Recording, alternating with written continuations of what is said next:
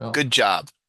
welcome everybody to the Green Dialogue, and we have a special guest today, Bridget Booth, who has been doing environmental education for many years and has recently made some advances, and we'll let Bridget tell about them, if you wouldn't mind, Bridget, and then we can open it up for dialogue if that's cool with you.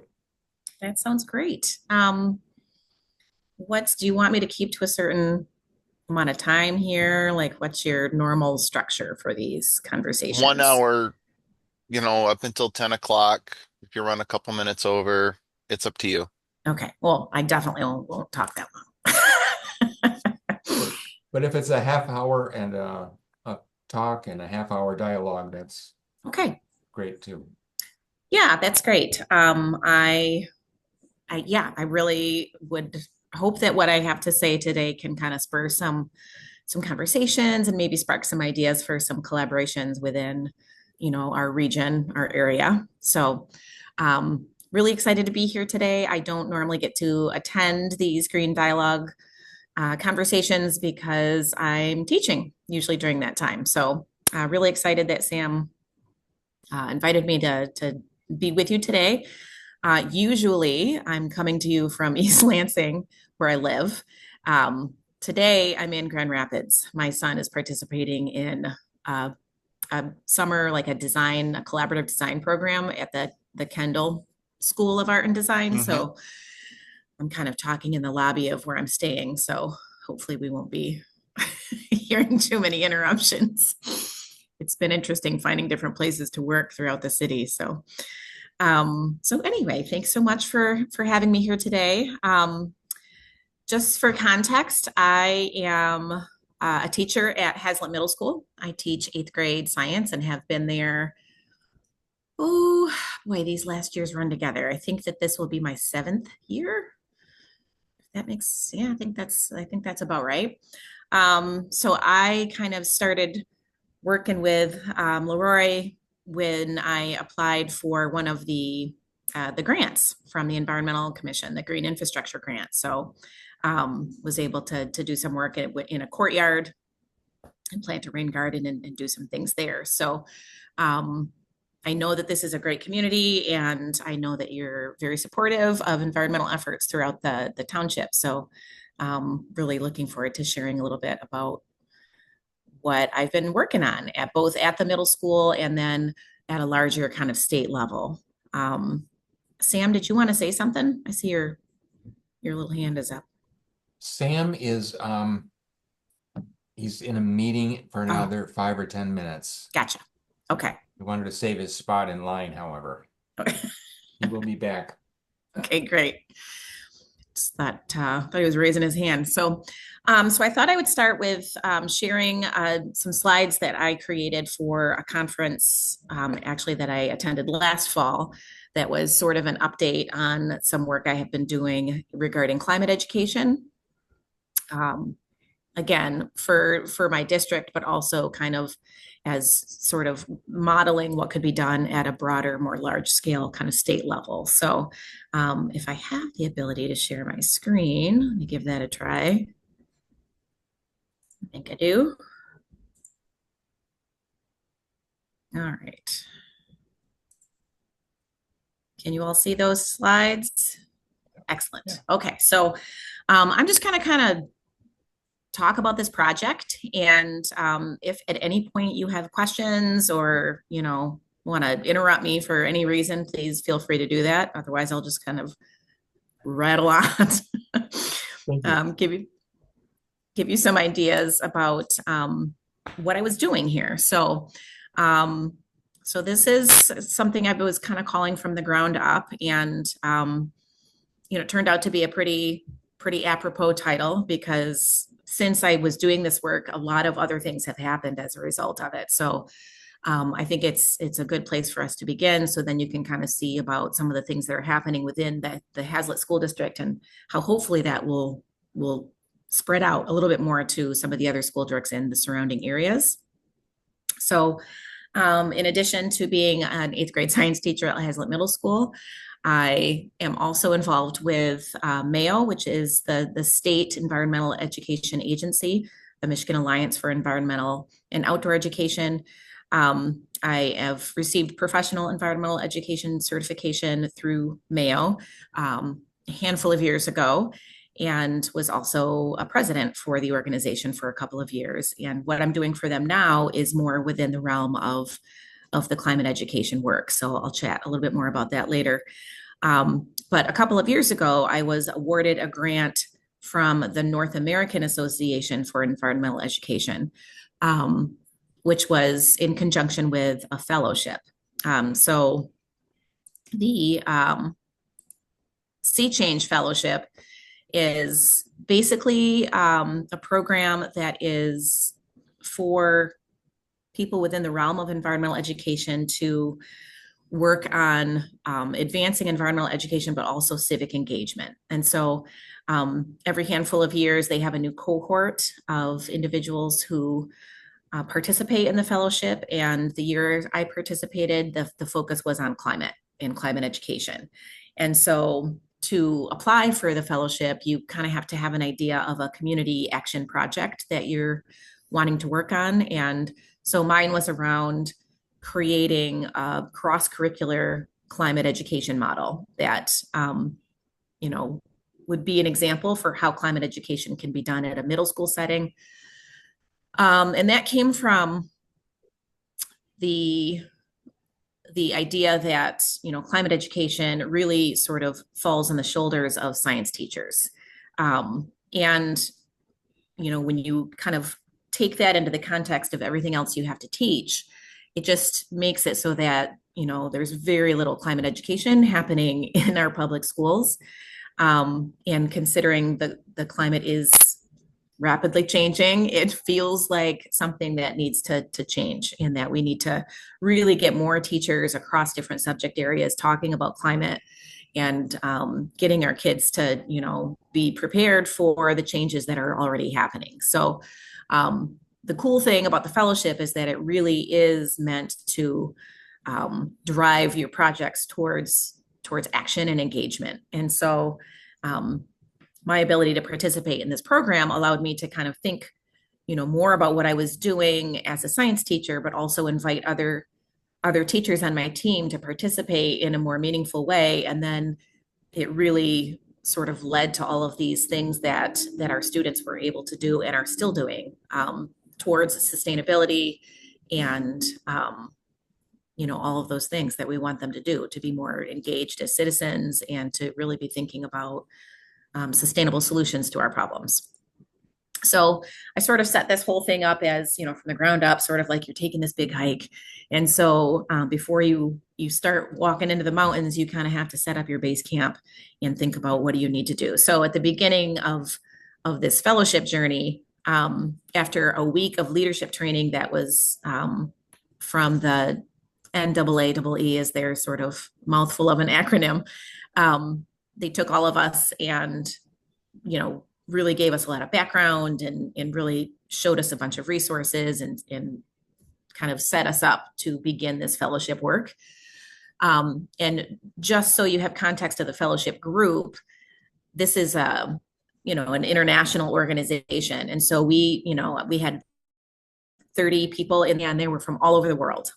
So it was really cool to be in a physical space with, educators from Africa and all different parts of the United States and Ireland. And it was, this really great opportunity to collaborate internationally with other environmental educators.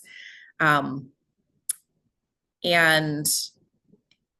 it, also helped us just kind of really support each other, really think about, most of what I learned during this time was from this group of people. So it was a really fantastic week.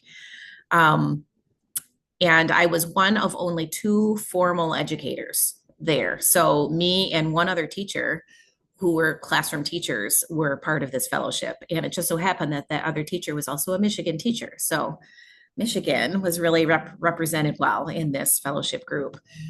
So that was really, pretty cool to be selected. And all the other environmental educators were really more in non-formal settings. And so this was a really great opportunity to learn from them, coming from sort of different backgrounds. I always like to throw a quote in there, and I'm a Tolkien geek. So I thought this is a cool quote just because, when you're talking about climate and climate change, it feels dark and scary. Um, but from this kind of era, there's all kinds of wonderful positive things that can happen. And I think that this is sort of a great place for climate education to land. Kind of thinking about like, okay, this is a scary time, but there's a lot of hope that can spring from it, and we can rectify a lot of things that are problems along the way. So I always like to throw that in there. So kind of at the beginning of the process was really about, kind of pitching it to to my fellow teachers. And so, even before I went to the leadership training at the very beginning of the fellowship, I had to get approved by, my principal and the superintendent, mainly because that leadership week happened during the first week of school, which was, not ideal at all. But they were really great about recognizing it as a wonderful opportunity. And so when I came back, I presented at one of our staff meetings around like, here's what I'm trying to do. And I would really love some volunteers to, kind of help be part of like building this cross-curricular model. And then, just really also assessing like, what do our students need in regards to climate education? So kind of beginning with like a simple, Google form, like, what do you know? What do you need to know? How do you feel about this content? And so that's kind of where I started the whole process, was sort of, assessing the teachers and assessing the students. And so, kind of really 4 integral things became necessary in order for me to kind of pull this whole thing off. I needed to establish who were the people in my school building that would be part of helping me do this. So kind of my own leadership team. I needed to know where to go for the best resources and support. So I had that through NAAE, who was supporting the fellowship. And then, a whole nother support network, which I had already sort of built up with my connection to Mayo and that whole environmental educator community. And then really be really aware of the needs of students and just our own, capacity to be able to do this work. The thing with these kinds of projects is, this is above and beyond what I'm doing as a science teacher. So this whole process was me taking on a very large extra helping of work. And so it's really important especially when teachers are kind of thinking about engaging in these kinds of opportunities. It's wonderful work, but it's more, right? So just kind of thinking about how to do that thoughtfully and mindfully, and also really thinking about how to talk about such a big and daunting topic with students in a way that's not going to freak them out. So knowing where to go for all the best mental health resources.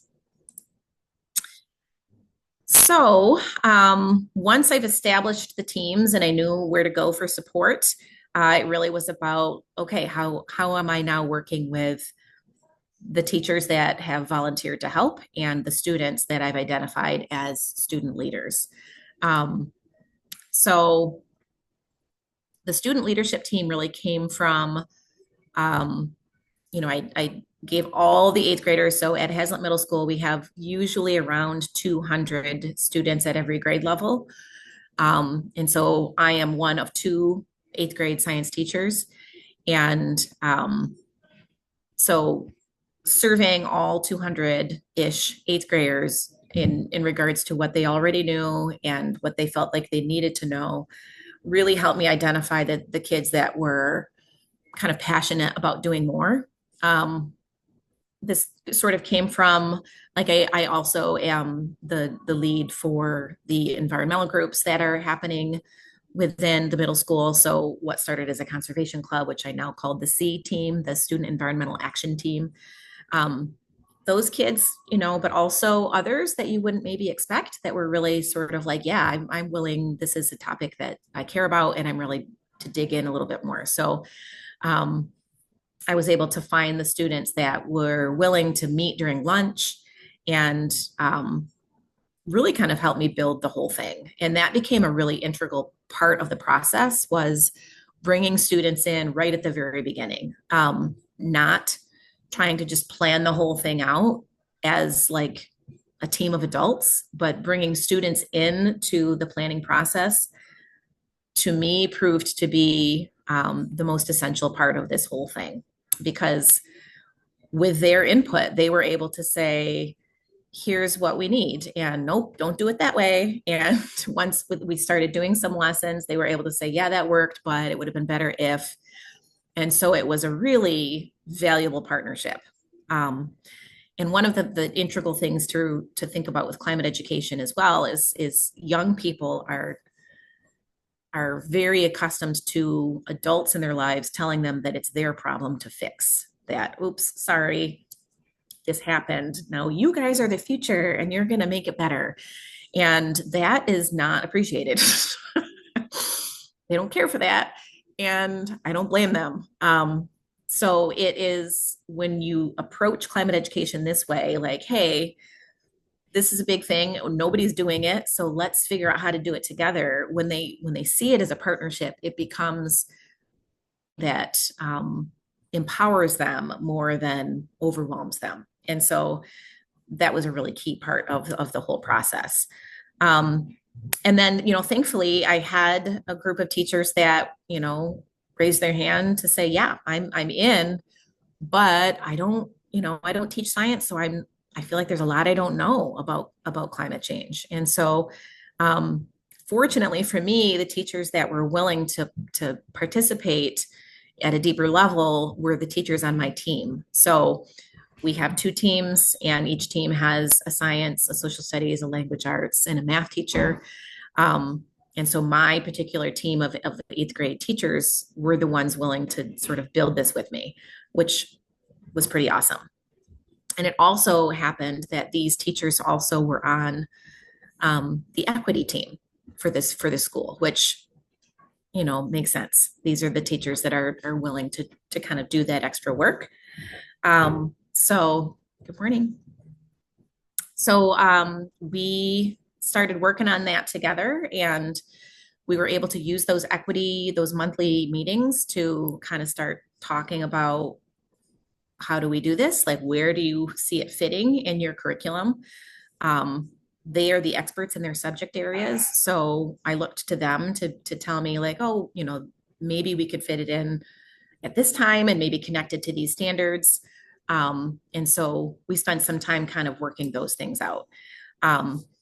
And so, also during that time, I'm sharing this climate education committee that's a partnership between Mayo and the Michigan Climate Action Network. And that group was the support for me. So by building it this way, I had students kind of telling the teachers what they need.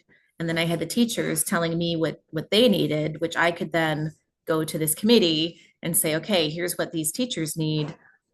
Where should we go for support? So it kind of was this cool system of each group sort of advising the other, but also kind of getting help and support from the other. So that was kind of the framework for the whole thing. And then I kind of looked to programs that already had really great resources in place. So I don't know if you're familiar with Earth Force, but that is an environmental action civics program that's free content for teachers.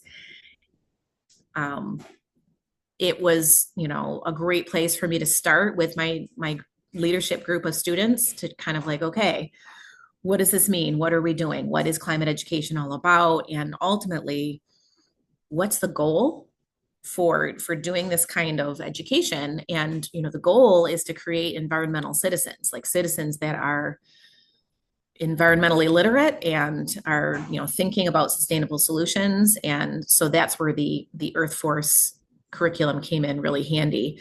In this picture here, you can see some of my leadership team presenting their environmental citizen to the teacher group. So they were able to teach the teachers. And so they were saying, okay, here's here's what we think an environmental citizen is and what this person should be able to do.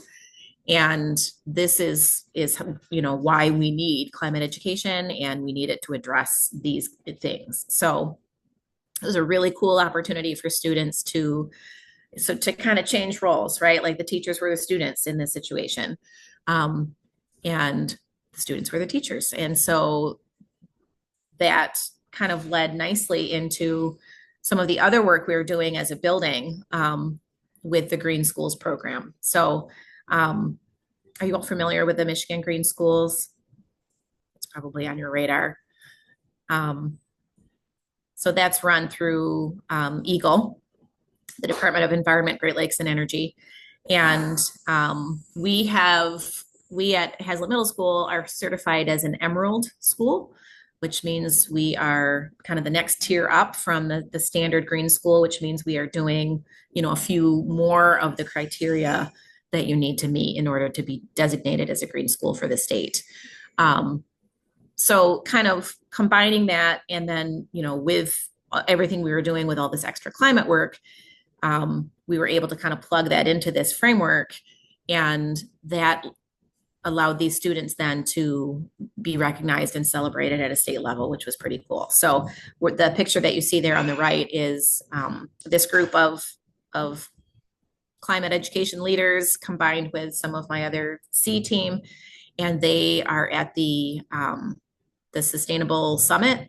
And so that was kind of the Green School celebration that EGLE sponsored at the end of the school year.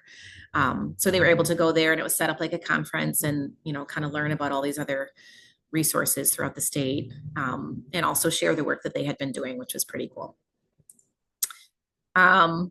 So some of the things I did just to support the teachers was, I went around to the department meetings to kind of talk a little bit more about how we might be able to do this in a, this cross-curricular way.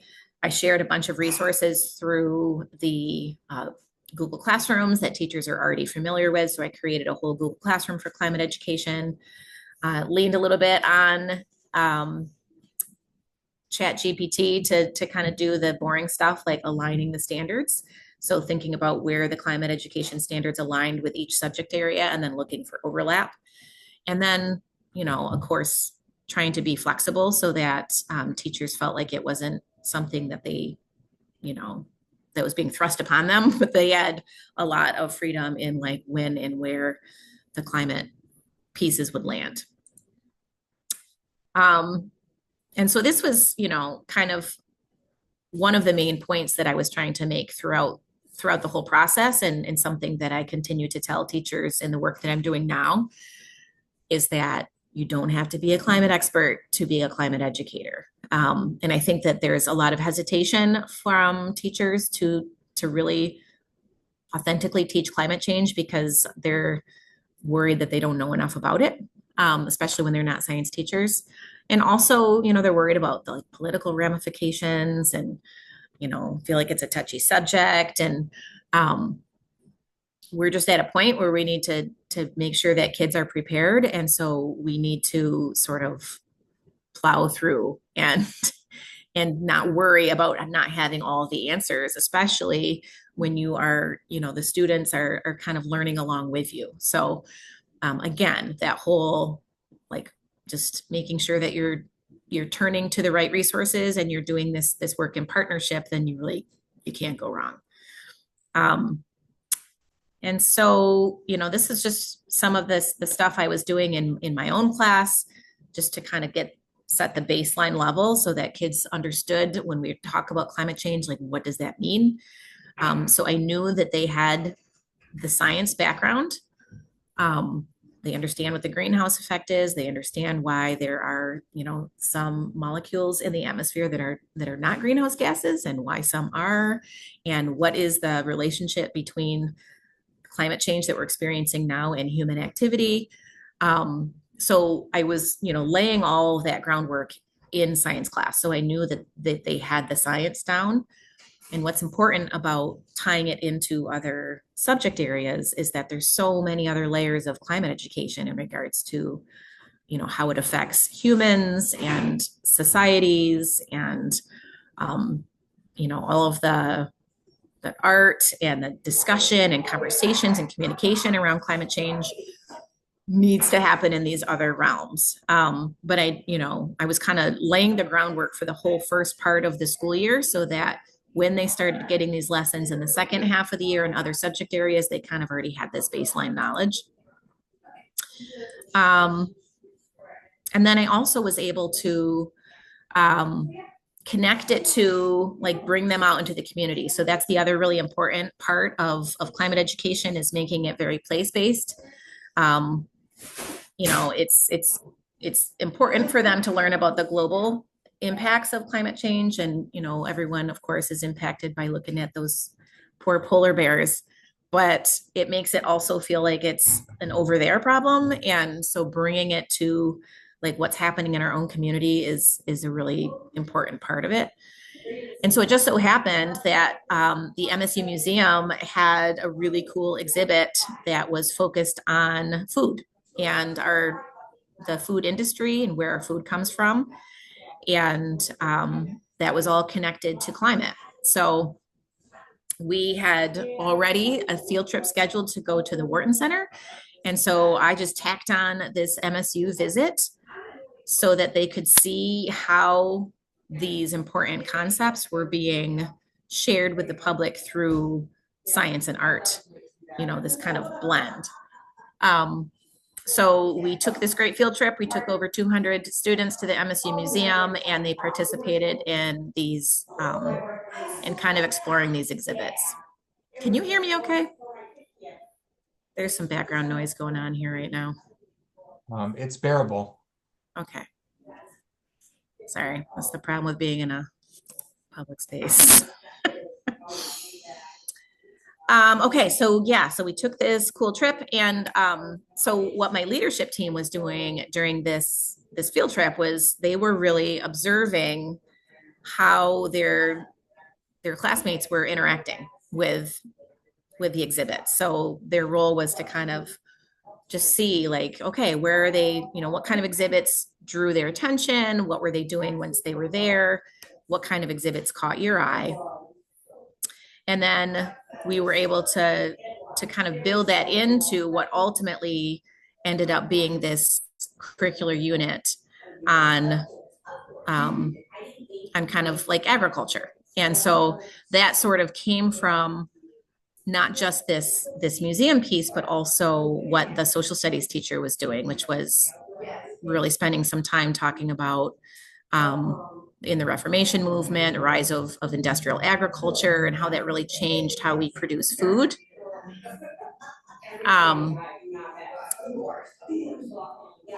Okay. I'm hoping they're almost done. This loud conversation. Anyway, so this map kind of shows you sort of how each of the topics sort of built into the others. And so from that, here's where, bumps along the road. So you're climbing a mountain, it's never easy. So the things that were kind of the biggest issues for me as I was doing this work was. So yes, of the drinks of the theater took a little Working with student schedules was really difficult. They're really busy. So it turns out the kids that are most engaged in this work are also engaged in a lot of other things. They're in the play, they're doing all this like extra stuff. So making time for them to participate meaningfully was tricky. Timing the lessons out, sometimes a teacher would be like, oh yeah, I can do it then. And then things happen when you're teaching and things take longer, whatever. So timing it so that each teacher that was doing their piece was, doing it at the right time. And so that it had a flow to it was tricky. Figuring out where it fits can be tricky, especially for when you're using curriculum that's kind of got a rigidity to it. That tends to be the case more so for math. They have there's a schedule. They've got to teach certain things at certain times, especially for the high school level math that takes place in 8th grade. So that's tricky. Language arts is a great place for climate education to land because they have a less rigid kind of set of standards and curriculum. So that actually turned out to be one of the best collaborations was between science and language arts. And then, just kind of like you only have so much control when you're bringing a lot of other teachers into the work that you're doing. And then, of course, the school schedule. And that last piece, like the school schedule, became more of an issue towards the end. The whole point of this cross-curricular unit was for it to kind of culminate into some kind of action project for these kids so that they are not just learning about it, but they're acting and they're doing something. And so figuring out how to do that at the end of a school year when there's all these other things to work around was kind of tricky. But in the end, it turns out to be kind of a pretty cool deal. So what we ended up doing was we created our own climate change solutions museum. So that came from the students learning about all of this content, thinking about not just the science of climate change, but all of the impacts and the social implications. We spent some time, talking about environmental justice and how, some people are going to be impacted more by climate than others. Kind of really sort of highlighting all of these different components.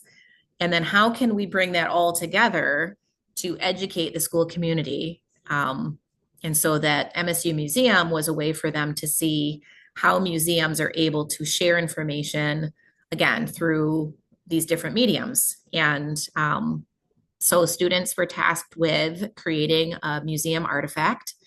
And it could be anything ranging from, I had all kinds of projects ranging from art to poetry. I had some kids creating podcasts. Others were building, sculptures. Some wanted to do sort of a standard, PowerPoint presentation, but they were really supposed to focus in on particular impacts of climate. I really emphasized trying to, zero in on things that we would be likely to see here in Michigan, and then think about like, okay, what are some solutions? What are some possibilities? We wanted it to be a museum that focused on solution and not just the problem, because we invited 6th and 7th grade students to attend, and we didn't want them to, attend a climate museum of doom. We wanted it to be come learn about this really important topic and what we as people can be doing about it. So their projects were meant to really focus on the solution side of things while highlighting, the issues. And so you can see here some of the students. We had the superintendent and associate superintendent visited and learned a little bit from the students there.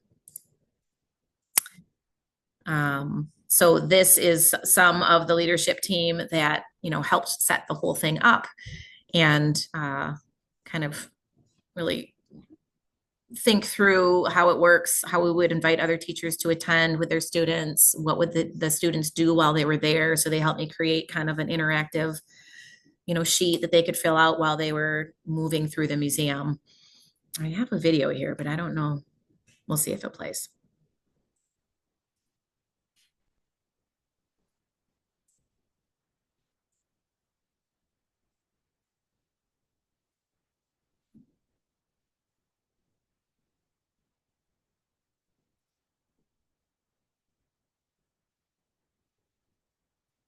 Okay, so you can see some of the artwork. Some people created games.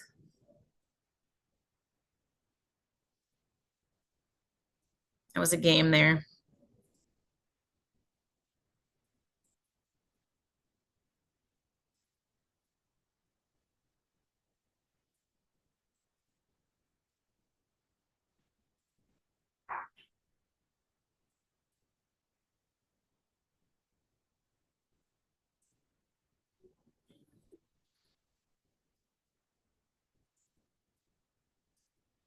That was a robot that he built to do a more effective sorting of recycling.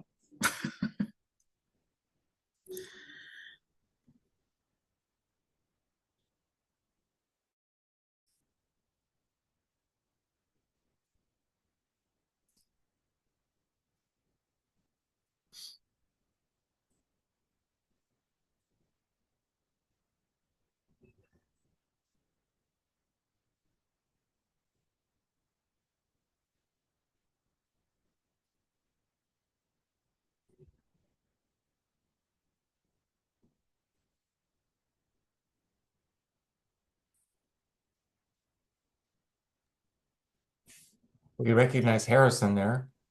Yeah, that's right.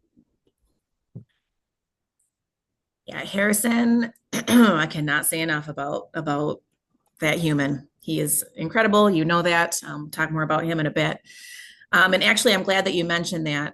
So you saw in that video there were, some projects better than others. It's always going to be the case. Some blew me away, and others were sort of like, okay, you did it, good.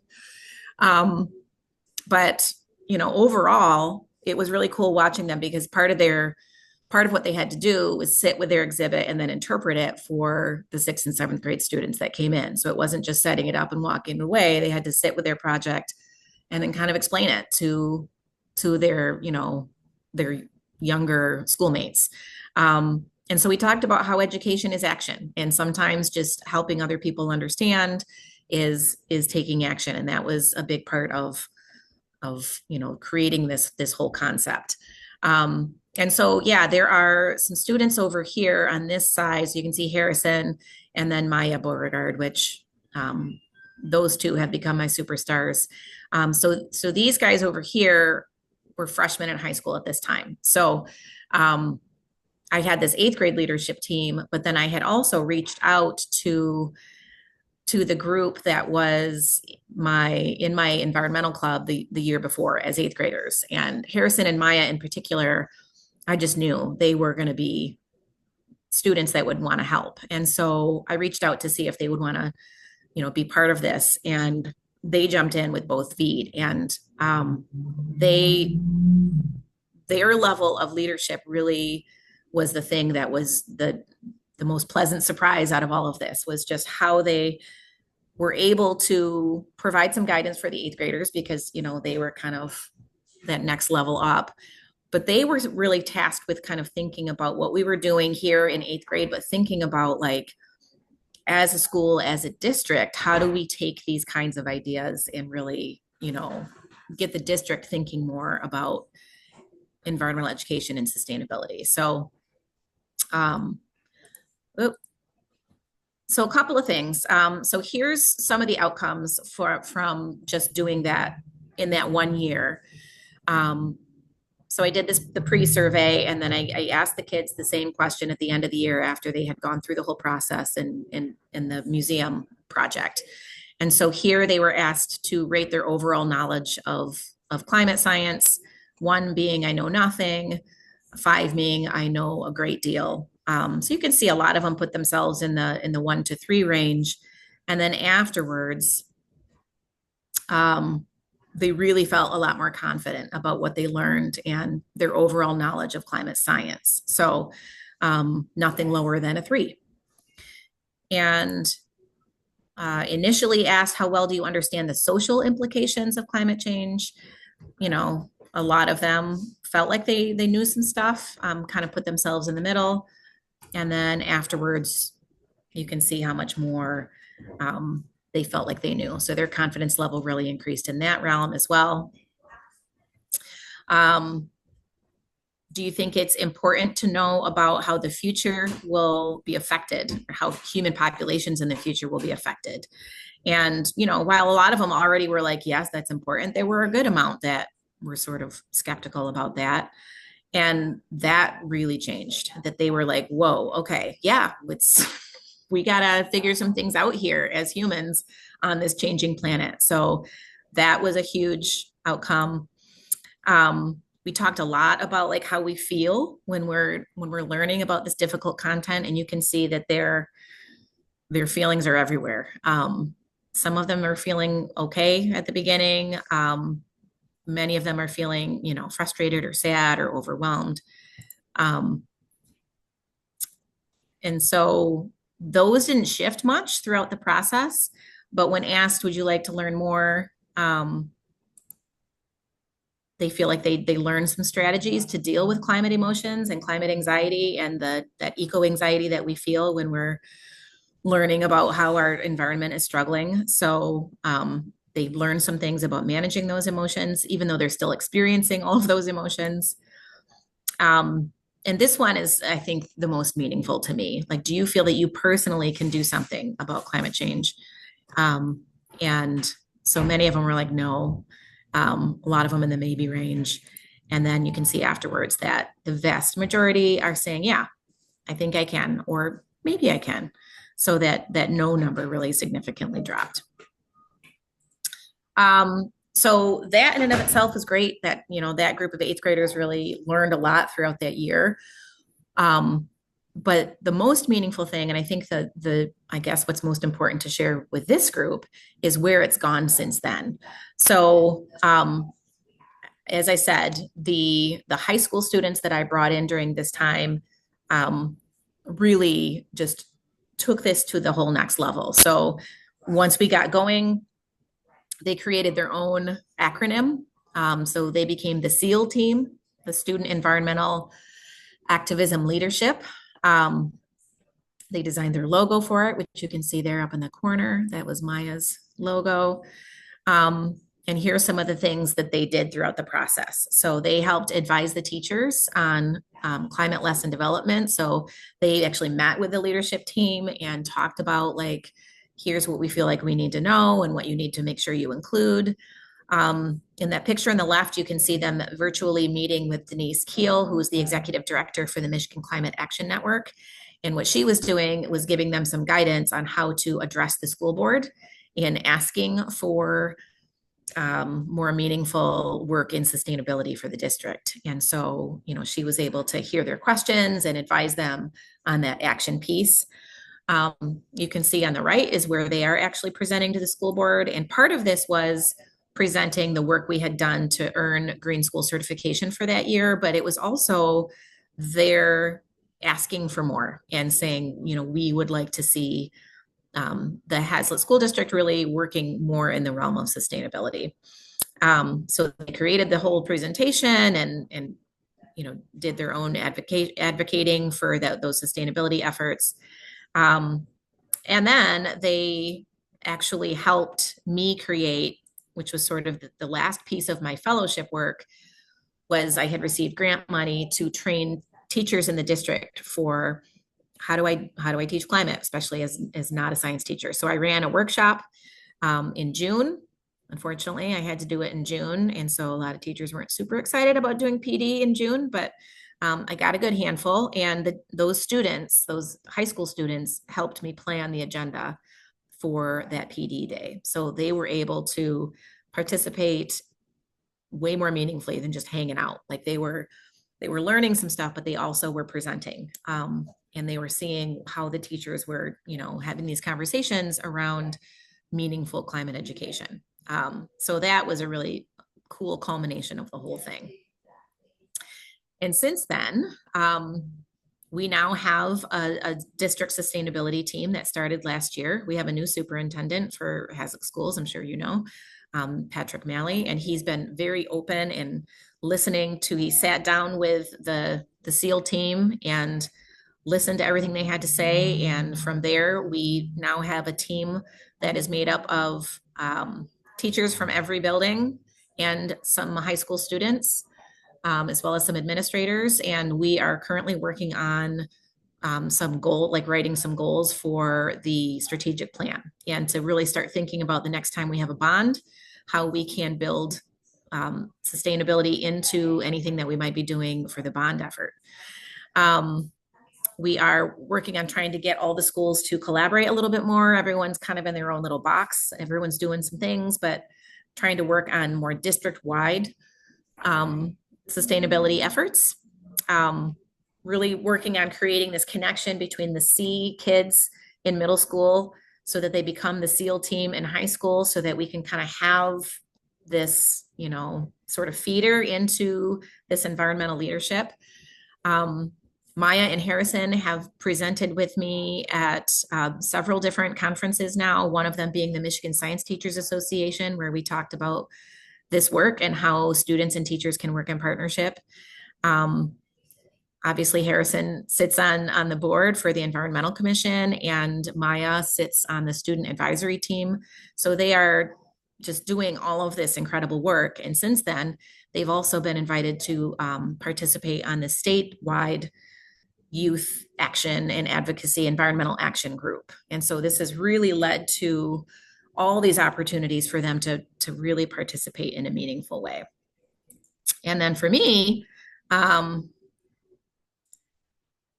have also taken on a position with this organization called Subject to Climate, which is an organization that it's a site basically of climate education resources that are curated by subject area, grade level, topic. I'm going to show it to you in just a second, but I started, working with Subject to Climate officially in January. I am now the Michigan State lead for that group, but that came about because of the climate education at work I was doing with Mayo and MyCan. And we wanted to create, like, how do we create one place where teachers can go for all the best resources? And Subject to Climate was already doing that really well. They vet everything on their site is looked at by scientists and teachers, and they started creating state hubs. And so Michigan is now the seventh state to have a climate education hub. And let me see if that will let me. Can you see the Michigan Climate Education Hub on your screen? Okay, so this is what the site looks like. And so this is sort of this like one-stop shop for teachers and educators to be able to go to look for all the content they need. So if you're curious, I'd encourage you to explore. It's just miclimateeducation.org. Actually, I can even put that in the chat for you, but you can see it's kind of broken down into these areas. So like professional development, a teacher could hop on here and take these asynchronous courses that are designed to sort of, by level. So you take this level 0 course and it's sort of like, here's everything you need to know about climate change. So if you are, coming into this as a social studies or a language arts teacher and you just need to brush up on some things, teachers can do that. This is all free. Everything on the site is free. Then they could do the level 1, which is like, okay, here's what you should think about when you're teaching climate, some of the tips. And then level 2 is around actually developing climate education lessons. So, there's that opportunity. There's like so many teaching resources. There's almost 3,000 resources that are everything from videos to activities to full-on lesson plans. And the reason it's the Michigan Hub is that we have and are trying to grow the Michigan-based climate education resources. So teachers can really look here to make it place-based and kind of start connecting what they're doing in their classrooms with some of these other really meaningful things. So my role now as the state lead is to get this in front of as many teachers as possible and to kind of start removing the barriers to climate education, which is, typically when you talk to teachers, they're going to say, I don't have time. I don't know enough about it. I don't know where the resources are. This is, the kind of thing that can really start removing those obstacles so that kids can start getting the climate education they need to be better prepared for what's happening now and for certainly what's to come. So, it's a balance. I'm still kind of working on just, being a full-time teacher and kind of doing this state level work, but there are some really exciting things happening at the state level, especially as far as youth engagement and youth leadership is concerned. And I just would like you all to know that Haslett is sort of right there. We're at the forefront of that with this work. And I'm really hoping that it continues to grow. And our, Mr. Malley is very supportive right now. And, we're always looking for partners in this work. And so I'm going to just stop sharing now. What am I doing? How long did I did ramble on a long time. Thank you so much. What a wealth of info. And I'm sure people have some questions. But if there's anything else you want to add, feel free. Anybody want to share a question or observation?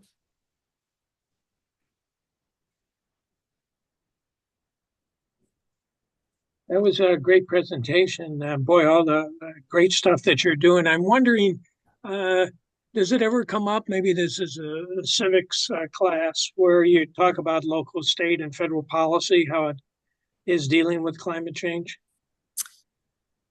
Not as much in my realm, or at least in the work that I'm doing right now. I do think that would be a great area for social studies teachers to jump in. I think there's been a lot of caution for, I like social studies teachers especially are worried.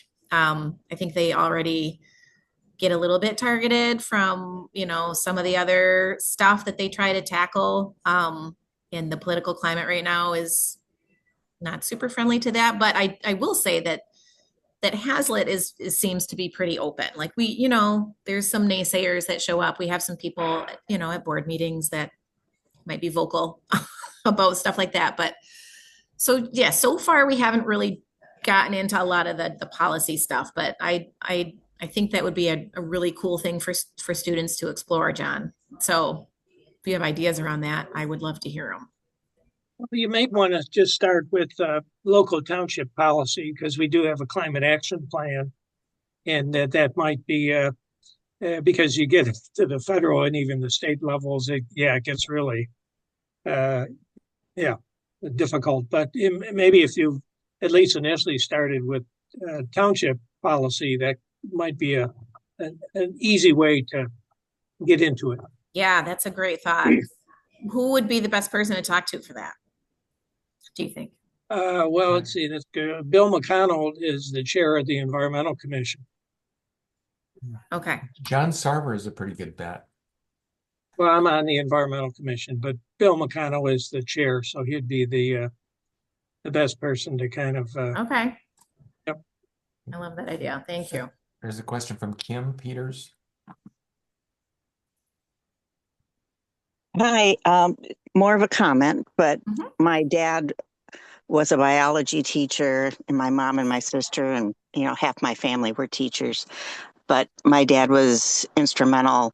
He taught in the downriver area in getting a nature center designated behind the high school. But he would be so excited with what you're doing. So I just Oh, wanted that's so to nice. compliment you on that.